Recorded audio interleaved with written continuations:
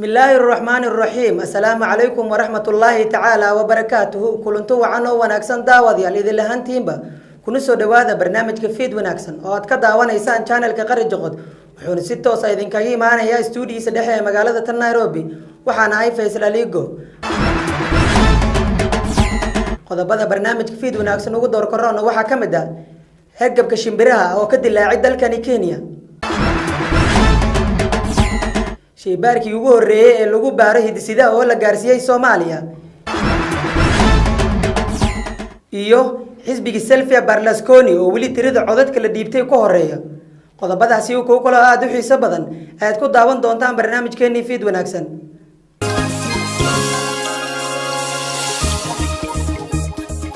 hargabka shimbiraha ayaa ka dilaacay dalkani Kenya saraakiisha caafimaadka ee deegaanka Laikipia ayaa walaac ba'an waxay ka muujiyeen bukaano la ogaaday inuu hayo viruska loo yaqaano H1N1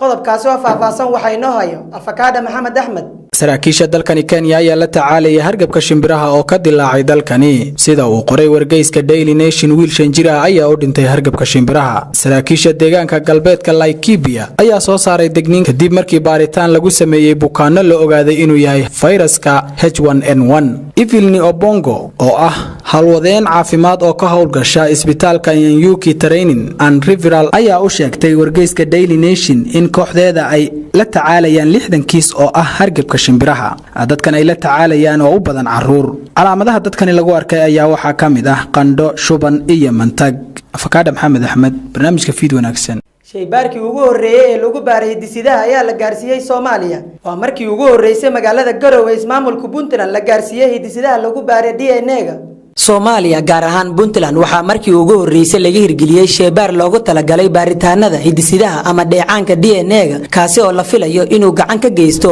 soo afjarida ama baaritaanada la xiriira kufsiga dadka u dhaqdhaqaaqa arrimaha dumar ayaa aaminsan in kufsigu uu noqday dhibaato mar walba la qariyo oo aan la sheegin maanta oo ay taariikhdu ku beegantahay 8 Maarso 2018 waxa guud ahaan caalamka looga dabaaldegaa maalinta haweenka adduunka haweenka ayaa laf dhabarka bulshada haddaba warbixin kooban ayaan idinkaga diyaarin dhibaatooyinka soo wajaha dumarka Soomaaliyeed iyo waliba sida ay uga qayb qaataan siyaasadda guud ahaan caalamka warbixin amuurtaasi ku saabsan waxa inoo haysa Miski Maxamed Caate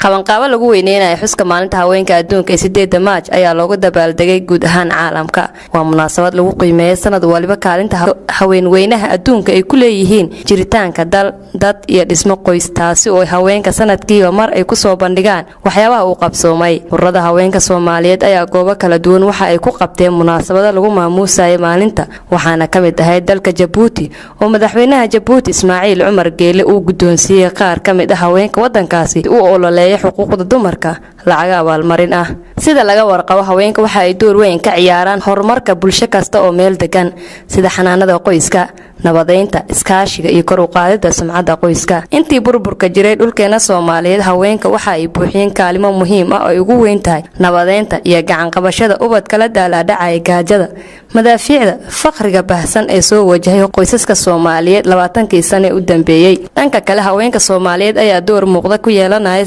sanadihii u dambeeyay kaalinta siyaasadda iyadoo ismaamulada waqooyi bari Kenya ay ku tartamaan xubin ay kaga mid noqdaan baarlamaanka halka dawladda federaalka Soomaaliya ay ku leeyihiin saami dhan 30% Miski Maxamed Caate barnaamijka fiid wanaagsan magaalada Nairobi madaxweynaha dawladda federaalka Soomaaliya ayaa kulan talwadaag oo albaabada ay u xiriireen la qaatay gudoomiyaasha gobolka Banaadir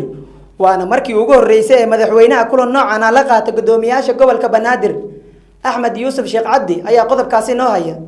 madaxweynaha dawladda Soomaaliya Maxamed Cabdullaahi Farmaajo ayaa xalay kulan albaabada u xirnaa la qaatay gudoomiyaasha degmooyinka gobolka Banaadir kulanka ayaa waxa ka qayb galay gudoomiyaha gobolka Banaadir ku xigeenadiisa xogayaha guud ee gobolka Banaadir wasiirka arrimaha gudaha iyo saraakiil kale madaxweynaha ayaa gudoomiyaasha gobolka Banaadir kala hadlay arrimo la xiriira amniga guud ee gobolka Banaadir iyo sidii gudoomiyaasha degmooyinka ay uga qaadan lahaayeen doorkooda sugidda ammaanka degmooyinka ay madaxda u yihiin madaxweyne Farmaajo ayaa ayaa ka dalbaday guddoomiyeyaasha degmooyinka inay xil weyn iska saaraan waajibaadkooda islamarkaana cid walba lagula xisaabtami doono hawsha ay hayso. waxa uu ku wargeliyey inay la shaqeeyaan taliyayaasha ciidamada xasilinta si ay uga qayb qaataan howlgallada amniga caasimadda lagu sugayo. sidoo kale wararka qaarkood ayaa sheegaya in madaxweynaha iyo wasiirka arrimaha gudaha ay ugu laabqaboojinayeen guddoomiyeyaasha degmooyinka in shaqadooda ka soo baxayaan islamarkaana meesha ka saaraan warar maalmahan suuqa ku jiray oo sheegaya in xilalka laga qaadayo guddoomiyeyaasha. kulanka uu madaxweyne Farmaajo la qaatay guddoomiyeyaasha degmooyinka ayaa qayb ka ahaa kulamo uu maalmihii la soo dhaafay uu madaxweynuhu la qaadanayay taliyayaasha ciidamada iyo laamaha amniga ee looga hadlayay arrimaha xasilinta caasimadda oo toddobaadyo ka hor dilal iyo qaraxyo ay ka dhaceen. waa markii ugu horeysay uu madaxweyne Farmaajo la qaatay kulan noocan oo kale ah guddoomiyeyaasha degmooyinka tan iyo intii guddoomiyihii hore ee gobolka Banaadir xilka laga qaaday. Sri Lanka ayaa shaashadaha saaran kadib rabshado cusub oo lagu kacay muslimiinta wadankaasi. ummiyada Sinhales ee haysata diinta Buddhistaha ayaa rabshado ba'an ku hayo muslimiinta laga tirada badan yahay dalka Sri Lanka. waxa warkaasi noo haya Siciid Gadaf Galeer.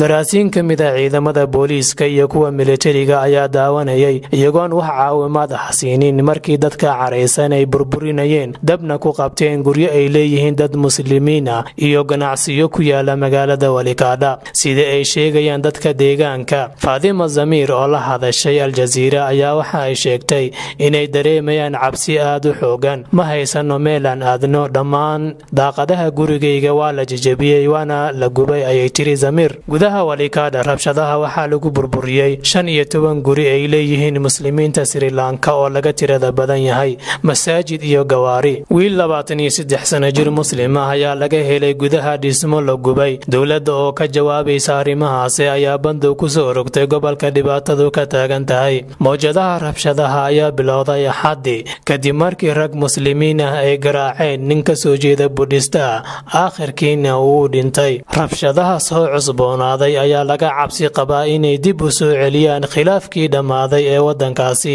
oo soo maray wax ka badan 26 sano oo dagaal sokeeye ah. Saciid Gadaf Galeer, barnaamijka Fiid Wanaagsan. ugu dambeyntiina xisbiga Silvio Berlusconi ayaa ugu horeeyay codadkii la dhiibtay ee doorashadii dalka Talyaaniga ka dhacday. sida ay muujinayaan natiijooyinka hordhaca ayaa ka soo baxaya doorashooyinka guud ee dalka Talyaaniga. waxaa suurtagal ah in ay guusha raacdo isbahaysiga midigta ee uu hogaamiyo Silvio Berlusconi. qodobkaasi waxa inoo haysa Nistaaxa Maxamed Doore.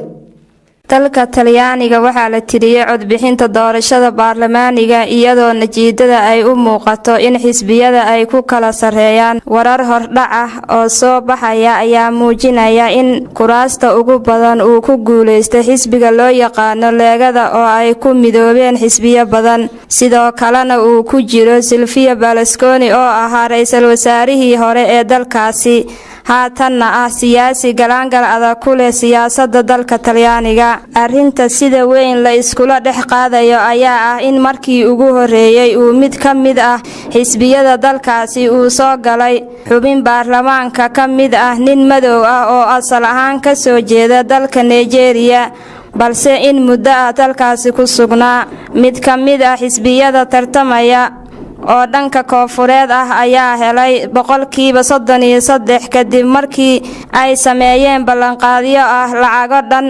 6,040 euro ah la siin doono qof kasta muwaadin ah oo aan shaqaynin. halka xisbiyo kale oo iyana isbahaysi ah oo lagu magacaabo Leegada uuna ka mid yahay ra'iisul wasaarihii hore ee dalkaasi Silvio Berlusconi ay heleen 37% codadka la tiriyay, kuwaasi iyana ballan qaaday in ay canshuur dhimis sameyn doonaan, taasi oo keentay in ay u codeyn doonaan dhammaan ganacsatada dalkaasi. hadalhaynta ugu badan ee warbaahinta dalkaasi ayaa ah in nin madow ah oo asal ahaan ka soo jeedo dalka Nigeria uu ka mid yahay tartankaasi xisbiyada doorashada baarlamaaniga ahna taariikh ahaan waxa uu joogay dalkaasi 40 sano waxaana u dhaxda haweeney Talyaani ah waana 62 sano jir